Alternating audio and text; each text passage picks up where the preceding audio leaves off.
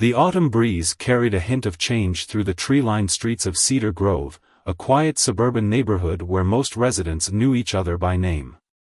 On that fateful September afternoon, two childhood friends, both successful business owners, were driving back from their weekly community outreach program where they mentored young entrepreneurs.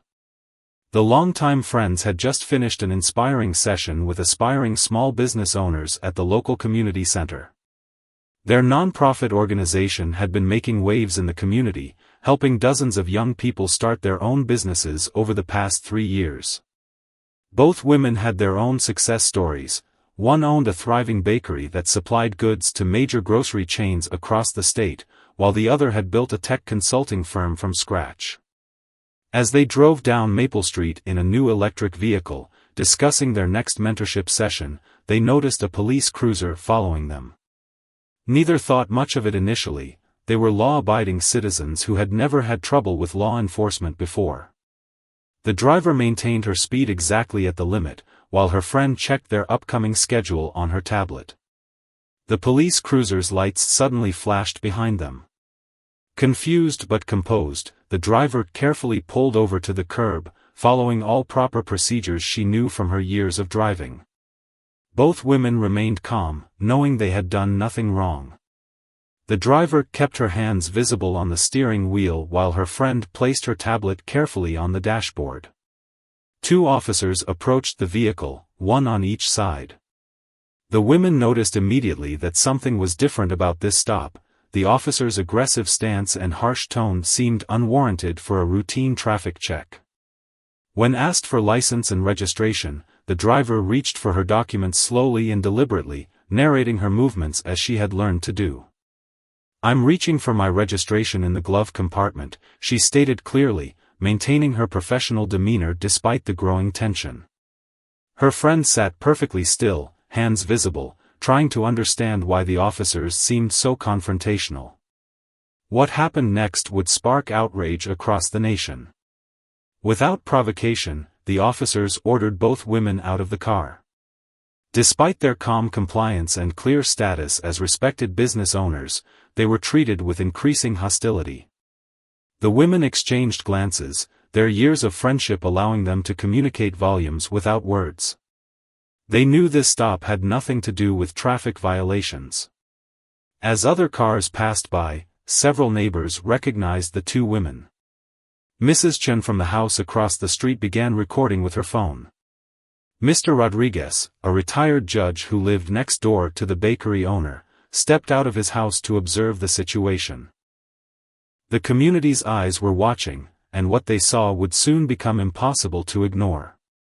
The officers' body cameras captured every moment, though they seemed oblivious to this fact.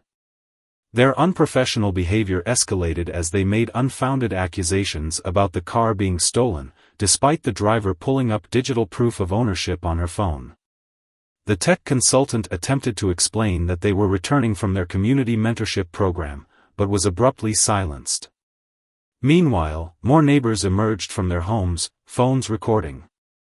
The retired judge had already placed calls to both the police chief and the mayor, whom he knew personally. The women's extensive community work meant they had allies throughout local government and business circles. Unknown to the officers, their actions were being witnessed by people with the power to demand accountability.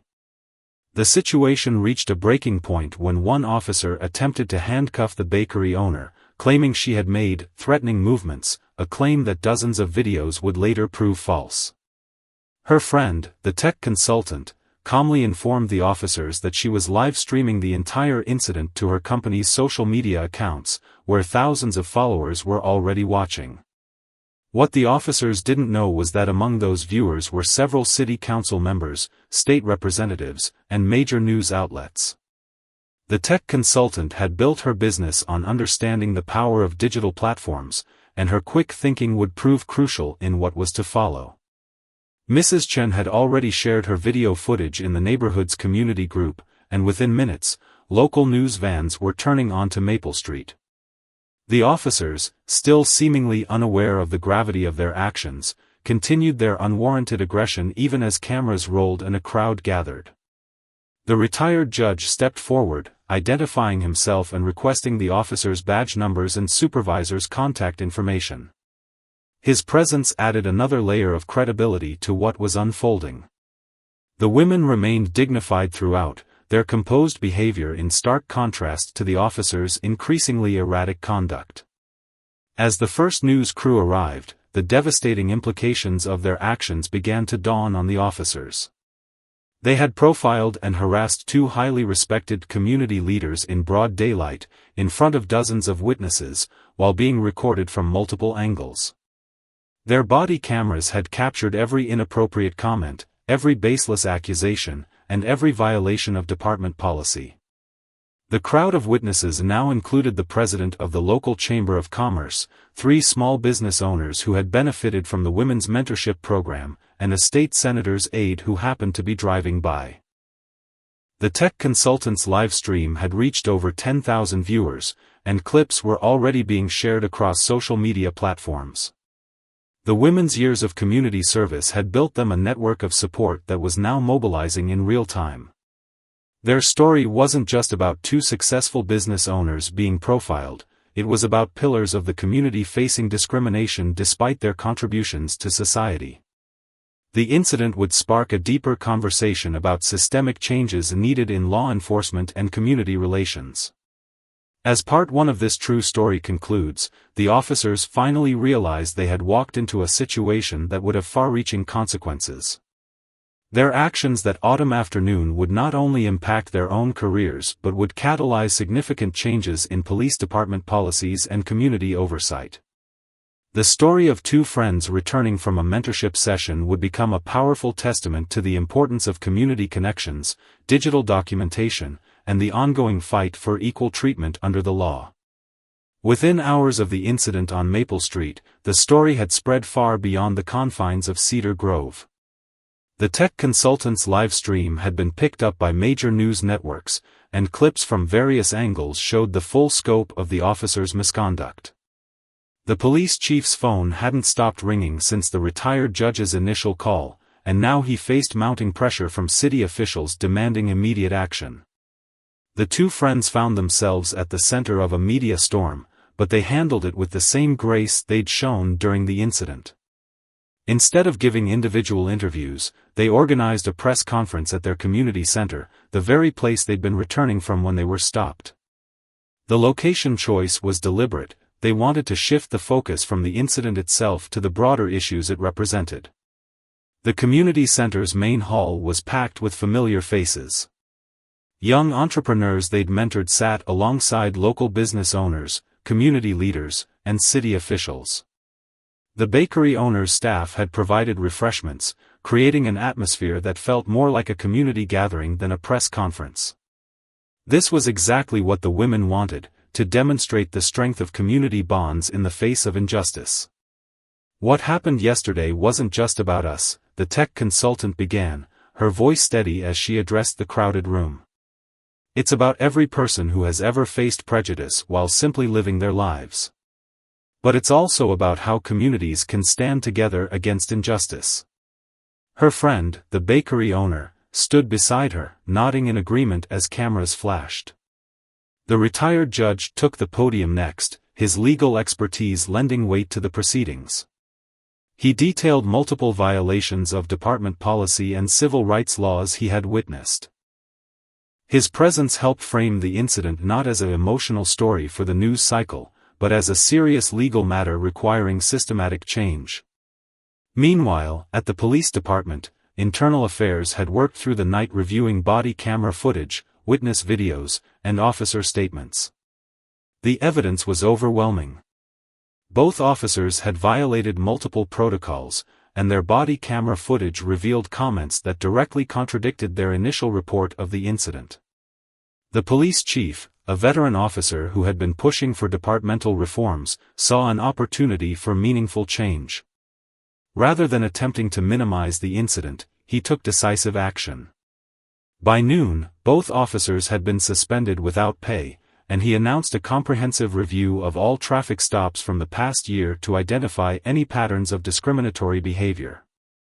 Back at the community center, the two friends unveiled their response to the incident, an expansion of their mentorship program to include workshops on civil rights, community organizing, and digital advocacy.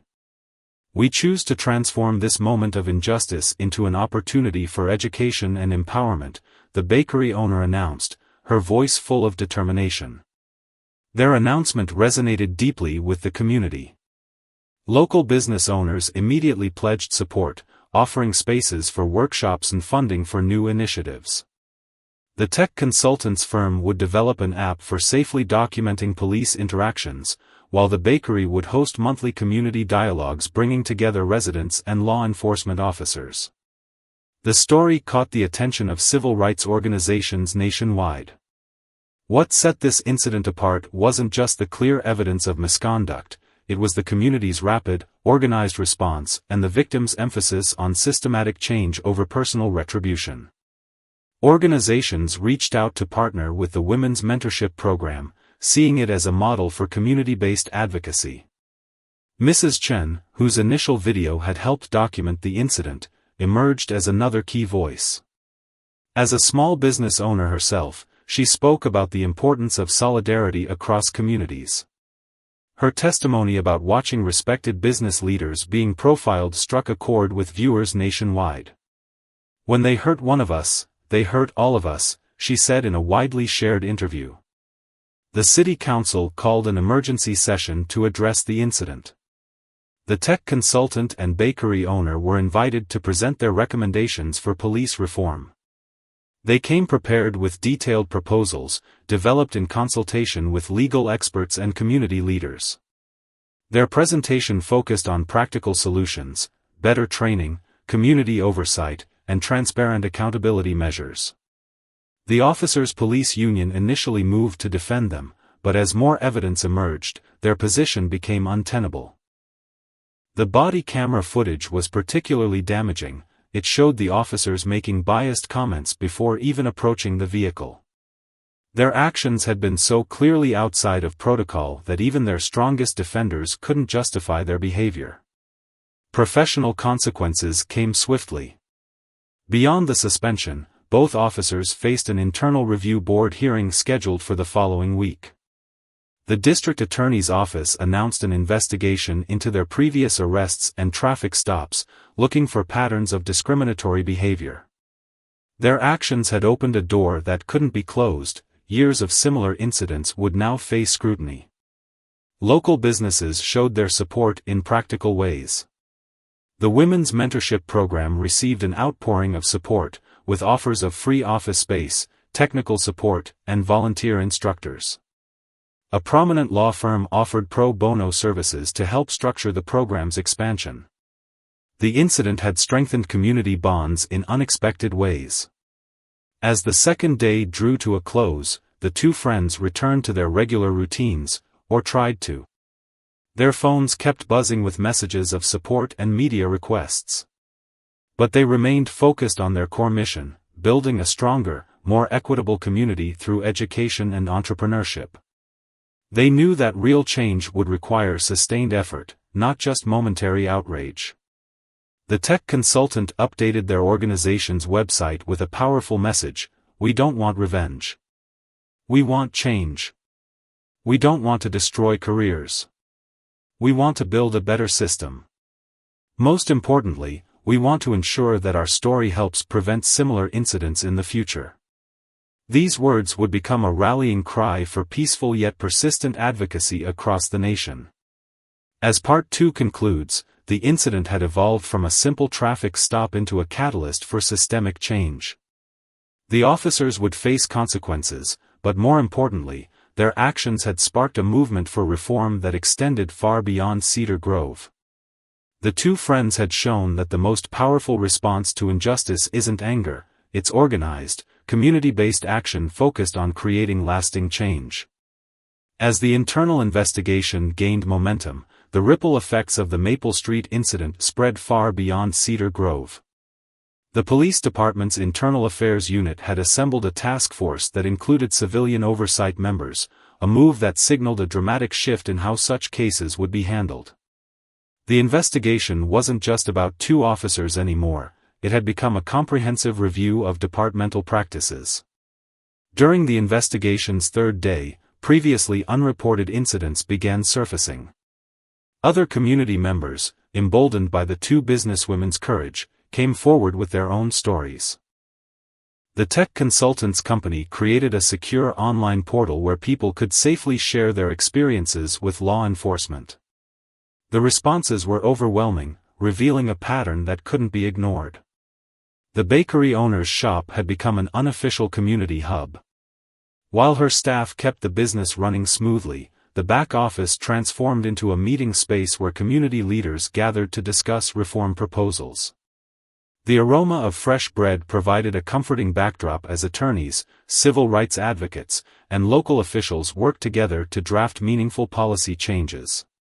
The police chief, determined to address the root causes of the incident, invited outside consultants to review the department's training procedures. "We're not just dealing with two officers who made poor decisions," he explained during a press briefing. "We're looking at our entire system, from recruitment to retirement, to ensure this never happens again." Body camera footage from the officers' previous stops revealed troubling patterns. The tech consultants' data analysis team, working pro bono, developed software to analyze hundreds of hours of footage. Their findings showed clear disparities in how different community members were treated during routine stops. This scientific approach to documenting bias would later become a model for departments nationwide. The retired judge who witnessed the incident played a crucial role in the investigation. His legal expertise helped bridge the gap between community demands and legal requirements. He worked closely with the district attorney's office, ensuring that the investigation remained thorough and impartial while moving at an appropriate pace.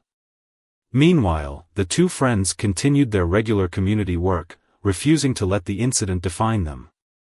The tech consultant led a coding workshop for high school students, teaching them how technology could promote transparency and accountability. The bakery owner hosted a successful fundraiser for local youth programs, turning her shop's parking lot into a festive community gathering space. Mrs. Chen's neighborhood watch group expanded its mission, partnering with civil rights organizations to create a community oversight committee. Her video of the incident had sparked a movement, but she insisted on channeling that energy into constructive change. "We must build bridges, not walls," she often said during community meetings. The investigation revealed that both officers had received multiple complaints in the past, but these had been buried in administrative procedures. The new transparency measures implemented after the Maple Street incident ensured that future complaints would be properly documented and investigated. The police union, seeing the writing on the wall, began collaborating on reform measures rather than resisting them. Local businesses continued showing solidarity in practical ways. A downtown law firm offered free legal clinics to help people document their experiences with law enforcement. The Chamber of Commerce established a fund to support minority-owned businesses affected by discriminatory practices. The incident had awakened a sense of collective responsibility within the business community. The tech consultants' live stream had caught the attention of civil rights organizations nationwide. They saw the Cedar Grove response as a model for community-based reform. The two friends were invited to speak at conferences and workshops, sharing their experience and the positive changes it had sparked. Their message remained consistent: change happens when communities stand together. The investigation scope widened as state officials took notice. The Attorney General's office launched a parallel investigation into systemic issues within law enforcement agencies across the state. Cedar Grove's response to the incident, particularly the collaboration between police leadership and community members, was cited as an example of positive reform. Both officers faced their internal review board hearing with overwhelming evidence against them. Their body camera footage, combined with witness videos and testimony, painted a clear picture of biased policing. The tech consultants' data analysis had revealed that this wasn't an isolated incident. Their pattern of behavior showed consistent bias in their interactions with certain community members. The bakery owner's approach to the hearing surprised many. Instead of calling for the officer's termination, she advocated for mandatory retraining and community service. Firing them doesn't solve the underlying problems, she explained. We need systemic change, not just punitive measures. Her perspective influenced how the department would handle similar cases in the future. As Part 3 drew to a close, the investigation had uncovered more than just individual misconduct. It revealed systemic issues that required comprehensive solutions. The two friends' response to injustice had triggered a peaceful revolution in police-community relations. Their emphasis on constructive change over punishment had transformed a potentially divisive incident into an opportunity for community growth and institutional reform. The officer's fate would soon be decided, but the lasting impact of the Maple Street incident would be felt in police departments across the country. Cedar Grove had shown that when communities respond to injustice with unity and purpose, meaningful change is possible. The investigation wasn't just about holding two officers accountable, it was about building a better system for everyone. The morning of the disciplinary hearing arrived with an atmosphere of anticipation in Cedar Grove. The municipal building's meeting room, usually reserved for routine administrative matters, was filled to capacity. The tech consultant and bakery owner sat in the front row, surrounded by community supporters who had gathered to witness this pivotal moment in their city's history. The hearing board consisted of 5 members, 2 senior police officials, 2 civilian oversight committee members, and a state-appointed civil rights attorney. This diverse composition itself represented a significant change in how police misconduct cases were handled. The police chief had insisted on this balanced approach, believing it would help restore community trust. As the proceedings began, the evidence was presented methodically. The tech consultant's data analysis team had prepared a comprehensive report showing patterns in the officer's previous stops. The visualization software they developed displayed clear statistical evidence of biased policing, making complex data accessible to everyone in the room. The presentation left little room for doubt about the systematic nature of the problem. The retired judge who witnessed the incident provided expert testimony about the legal violations he observed. His presence added gravitas to the proceedings, and his detailed analysis helped frame the incident within broader constitutional concerns. What I witnessed wasn't just poor judgment, he testified. It was a fundamental breach of civil rights and professional conduct standards. Mrs. Chen's video footage, along with other community members' recordings, played a crucial role. The multiple angles showed how the officer's behavior escalated without provocation. The body camera footage revealed concerning comments made before the officers even approached the vehicle, contradicting their initial report's claims about suspicious behavior. The officers were given an opportunity to explain their actions. Their testimony revealed deeper issues within the department's culture. They spoke about informal practices and unwritten rules that had never been officially sanctioned but had become part of their approach to policing. This candid admission would later prove valuable in reforming department training procedures. The bakery owner's testimony focused on community impact rather than personal grievance. She shared stories of young entrepreneurs in her mentorship program who had faced similar treatment but had been afraid to speak up. This hearing isn't just about 2 officers, she explained. It's about changing a system that has made too many people feel unsafe in their own community. The tech consultant presented an innovative proposal during her testimony. Her company had developed a transparent reporting system that could track police interactions and identify potential bias in real time. She offered to provide this technology to the department free of charge, demonstrating her commitment to creating practical solutions rather than just highlighting problems. Community members filled the public comment period with powerful testimonies.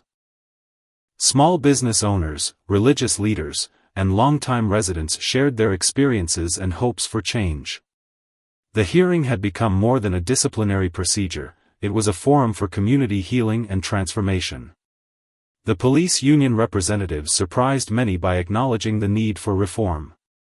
They proposed working with community leaders to develop new training programs and accountability measures.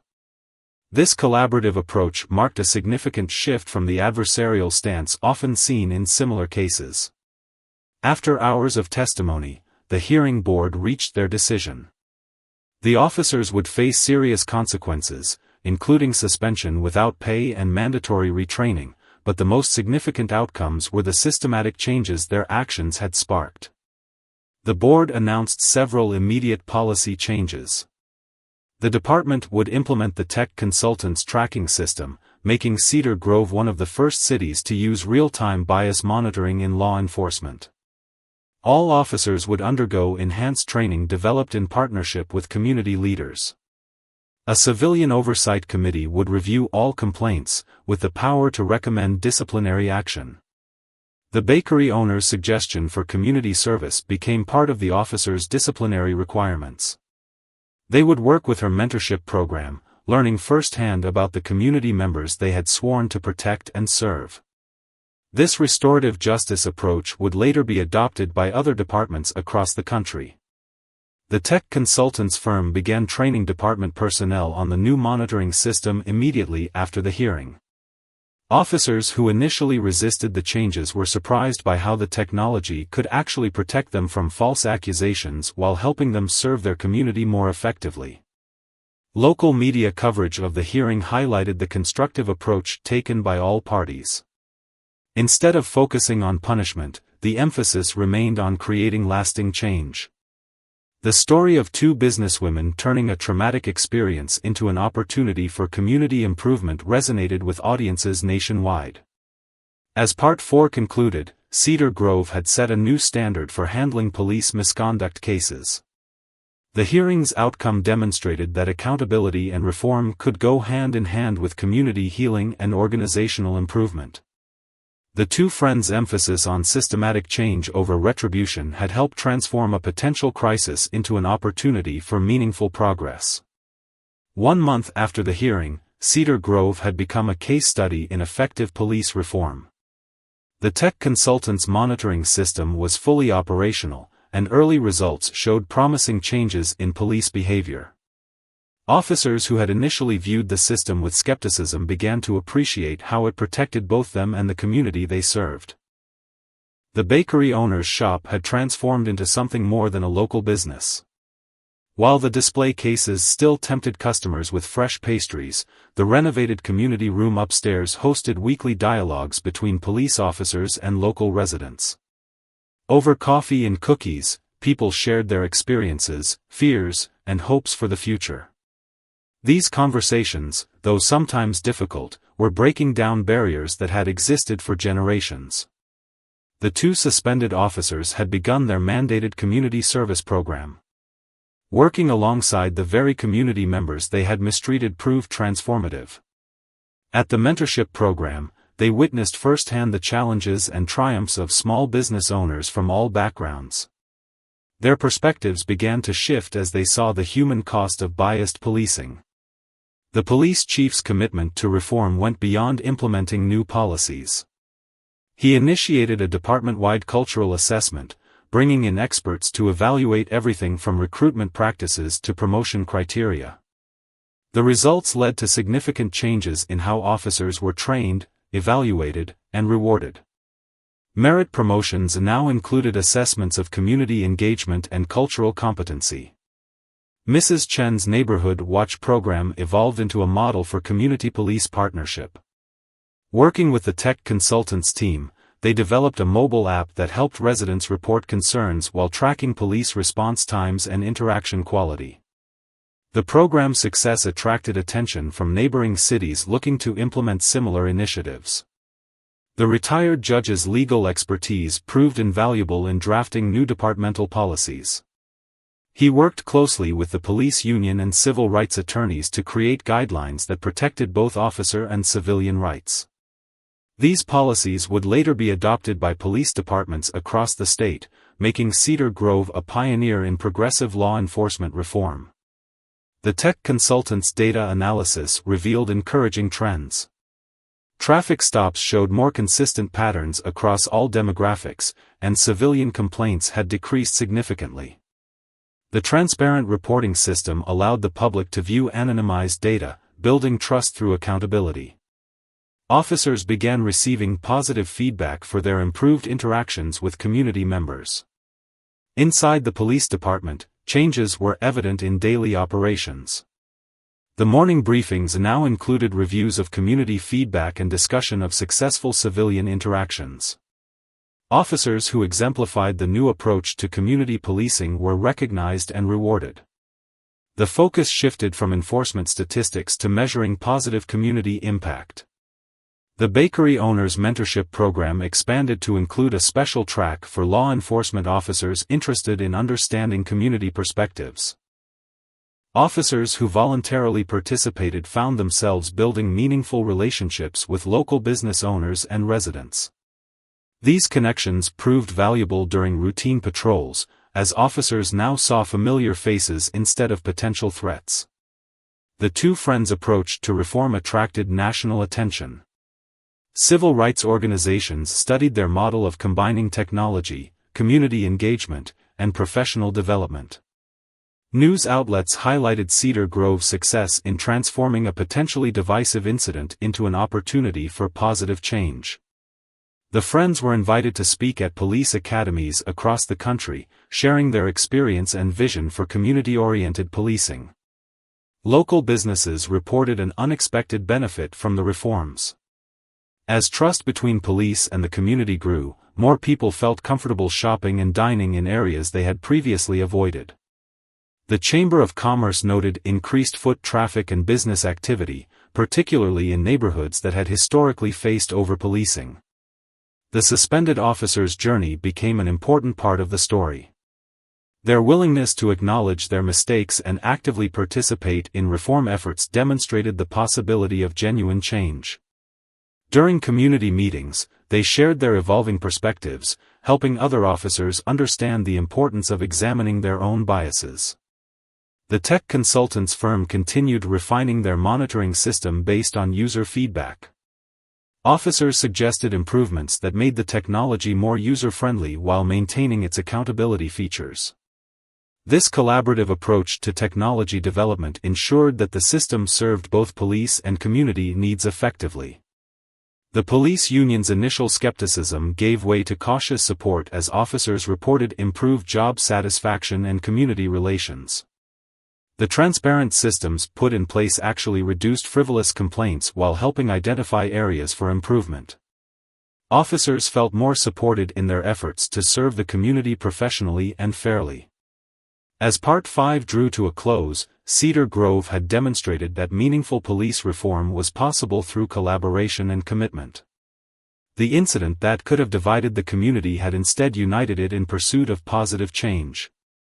The two friends' emphasis on constructive solutions over punishment had created lasting impact, proving that justice and progress could go hand in hand.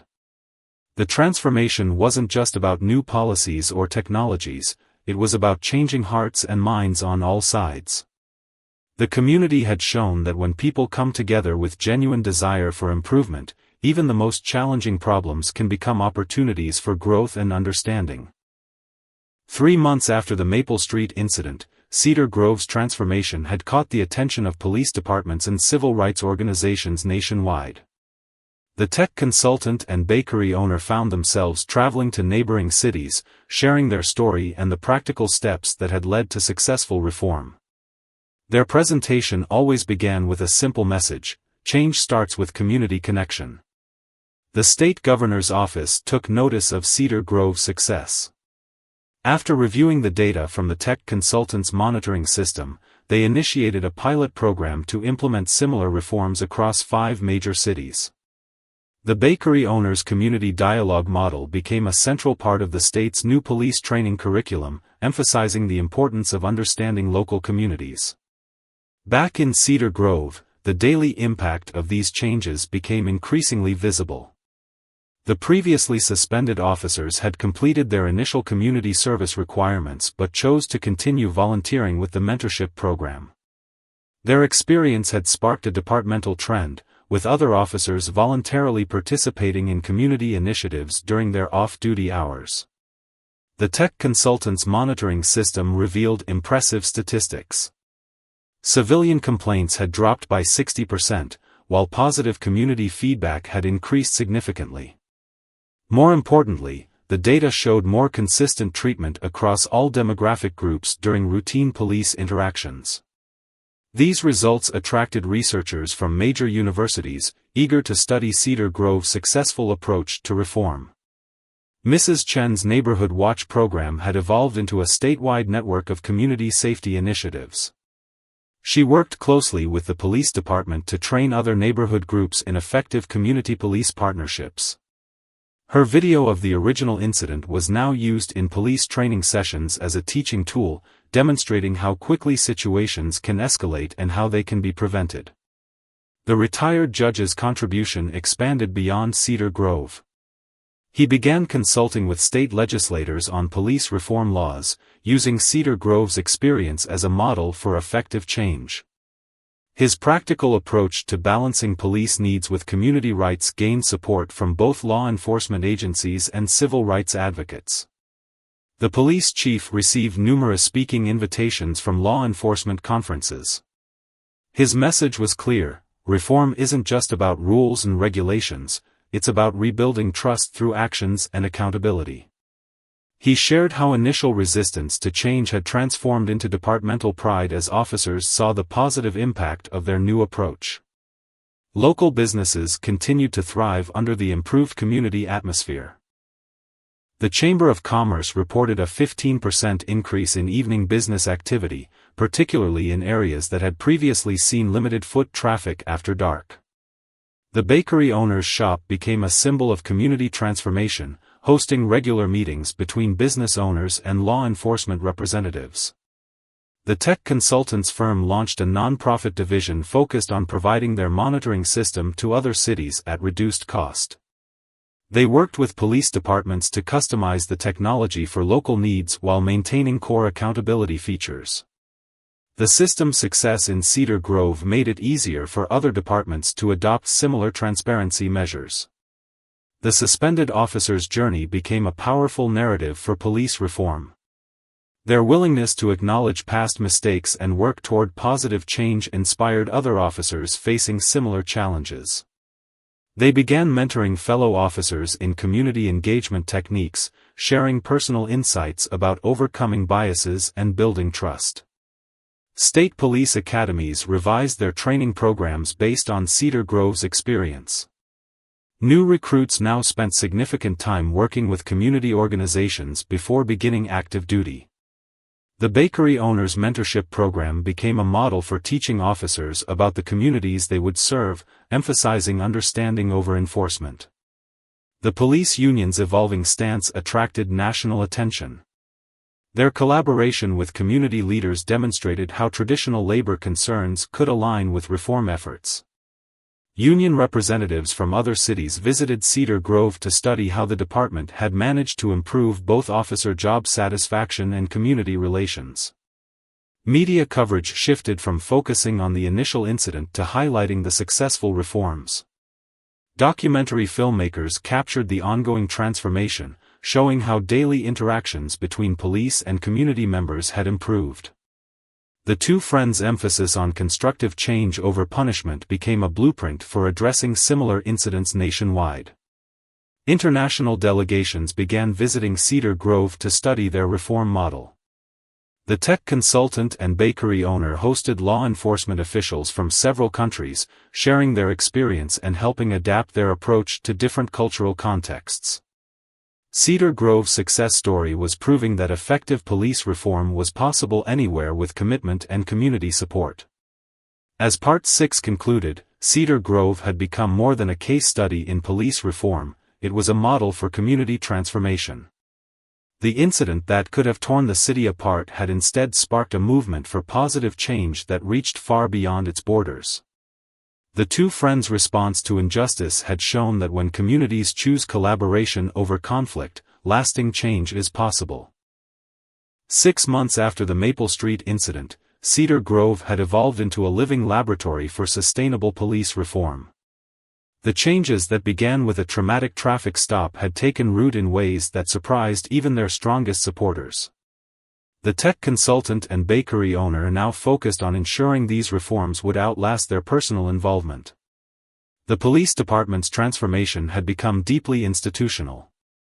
New officers were now recruited with an emphasis on community engagement skills alongside traditional qualifications. The application process included scenarios designed to assess cultural competency and bias awareness. Training programs incorporated real community interaction from day one, with experienced community members serving as mentors to recruits. The tech consultant's monitoring system had undergone several updates based on real-world feedback. Officers discovered that the transparency actually protected them from false accusations while helping identify areas for improvement. The system now included a feature that recognized and rewarded positive community interactions, shifting the focus from punishment to improvement. The bakery's community room hosted its 100th dialogue session between police and residents. These meetings had evolved from tense confrontations into productive discussions about neighborhood safety and community needs. Officers who had initially attended out of obligation now participated voluntarily, finding value in direct community feedback and relationship building. Mrs. Chen's Neighborhood Watch program had become a model for modern community policing. Working with the tech consultants team, they developed a citizen feedback app that helped police allocate resources more effectively while maintaining accountability. The program's success led to a significant drop in both crime rates and unnecessary police interventions. The retired judge's influence extended to police oversight policy at the state level. His experience with Cedar Grove's transformation helped shape legislation that balanced officer protection with public accountability. The new laws incorporated lessons learned from Cedar Grove's successful reforms, making it easier for other departments to implement similar changes. The two previously suspended officers had become unexpected advocates for reform. Their personal transformation from skeptics to supporters carried special weight with other officers resistant to change. They regularly shared their story at police academies, describing how community engagement had made them better officers and more fulfilled individuals. Local businesses reported sustained improvement in community relations. The Chamber of Commerce conducted a study showing increased economic activity in previously underserved areas. The bakery owner used these statistics to demonstrate how improved police-community relations directly benefited local economy and quality of life. The tech consultants firm established a dedicated research division to study the long-term effects of their monitoring system. Working with universities, they tracked how transparent policing affected both officer behavior and community trust. The data showed consistent improvement in police-community relations while also highlighting areas needing continued attention. Cedar Grove's police union became a national leader in progressive law enforcement practices. They worked with other unions to show how embracing reform could improve officer safety and job satisfaction. Their annual report highlighted how better community relations had led to decreased tension during routine police work. The mentorship program expanded to include a youth police academy, where teenagers learned about law enforcement from a community perspective. This program, co-led by the bakery owner and reformed officers, helped build understanding between young people and police while identifying potential future officers from within the community. State officials used Cedar Grove's success to secure federal funding for similar programs across the state. The tech consultant worked with government agencies to develop standards for police monitoring systems, ensuring that transparency and accountability became standard practice rather than exceptional measures. International interest in Cedar Grove's approach continued growing. The two friends found themselves hosting delegations from countries facing similar challenges with police-community relations. They emphasized that their success came from treating all stakeholders with respect while maintaining focus on practical, measurable improvements. The police chief's leadership style became a case study in organizational change management. He shared how combining clear accountability with positive reinforcement helped officers embrace reform rather than resist it. His approach showed how departments could maintain high professional standards while building stronger community connections. As Part 7 drew to a close, Cedar Grove demonstrated how initial reforms could evolve into lasting institutional change. The incident that sparked this transformation had become a distant memory, replaced by a new normal of collaborative community policing. The two friends' response to injustice had created a sustainable model for police reform that continued to evolve and improve. 1 year after the Maple Street incident, Cedar Grove hosted a national conference on community-oriented policing. The tech consultant and bakery owner stood before a packed auditorium, sharing their journey from victims of bias to architects of change. Their story had become a blueprint for transforming police departments across the country, proving that positive change could emerge from challenging circumstances. The conference showcased Cedar Grove's remarkable statistics: civilian complaints down by 70%, community trust ratings up by 80%, and improved response times across all neighborhoods. But the most compelling evidence came from personal testimonies. Officers spoke about feeling more connected to their community, while residents described a new sense of safety and trust in law enforcement. The previously suspended officers had completed their formal rehabilitation program, but their transformation continued. They now led a peer mentoring initiative, helping other officers recognize and overcome biases. Their journey from being symbols of systemic problems to advocates for change resonated deeply with law enforcement personnel facing similar challenges in their departments. Mrs. Chen's Neighborhood Watch model had been adopted by communities in 30 different states. Her approach to building trust between residents and police through technology and personal interaction proved effective across diverse demographics.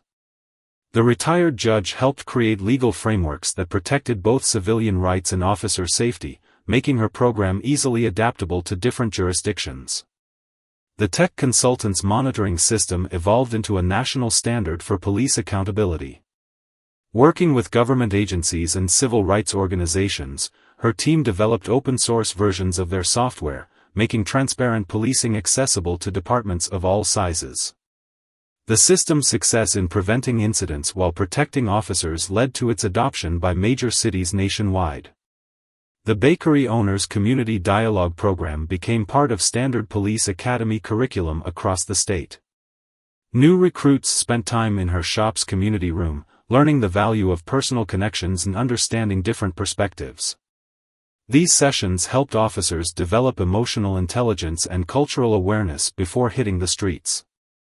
Cedar Grove's police department became a training ground for future law enforcement leaders. Officers from across the country visited to study their methods, bringing lessons back to their own communities. The police chief's emphasis on combining accountability with support became a model for departments undergoing similar transformations. The two friends' approach to reform attracted international recognition. They received humanitarian awards for their work in transforming a potential crisis into an opportunity for positive change. Their emphasis on constructive solutions over punishment resonated with communities worldwide dealing with similar challenges in police-community relations. Local businesses continued thriving under the improved atmosphere of trust and safety. The Chamber of Commerce reported sustained growth in previously struggling areas, demonstrating the economic benefits of effective community policing. The bakery owner used her business success to create apprenticeship programs for young entrepreneurs from underserved communities. The tech consultants firm established a foundation dedicated to promoting police reform through technology and training. They provided grants to departments implementing similar monitoring systems, ensuring that cost wouldn't prevent communities from adopting transparent policing practices.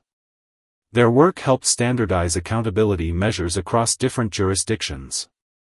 The police union's progressive approach became a case study in labor relations. Their willingness to embrace reform while protecting officer interests showed other unions how to navigate change positively. The improved working conditions and job satisfaction in Cedar Grove helped convince skeptical officers elsewhere that reform could benefit everyone. State officials used Cedar Grove's success to secure federal funding for a nationwide police reform initiative. The program, based on the principles developed in Cedar Grove, emphasized community engagement, transparent accountability, and positive reinforcement. The two friends served as advisors, helping adapt their model to different community needs. As the conference concluded, the tech consultant and bakery owner announced their next project, a national training center for community-oriented policing. Located in Cedar Grove, the center would provide hands-on experience in implementing successful reforms. They wanted to ensure that their experience would continue helping other communities long into the future. The lasting impact of the Maple Street incident extended far beyond police reform. It demonstrated how communities could transform crisis into opportunity through collaboration and commitment to positive change. The two friends' response to injustice had created a model for addressing systemic problems while building stronger communities. As Part 8 concluded this true story, Cedar Grove stood as a testament to the power of constructive response to injustice. What began as a traumatic traffic stop had evolved into a movement for positive change that touched communities nationwide. The two friends had shown that when people choose cooperation over conflict, and reform over revenge, lasting transformation is possible.